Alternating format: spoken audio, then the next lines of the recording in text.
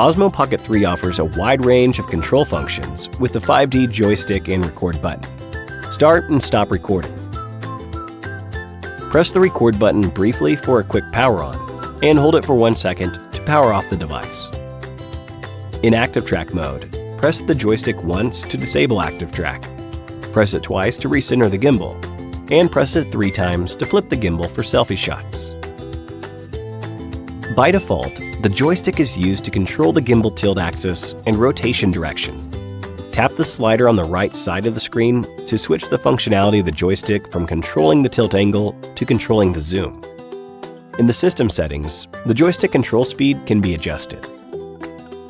You can also use the joystick for navigation and switch operations. Pressing the joystick allows you to go back to the previous menu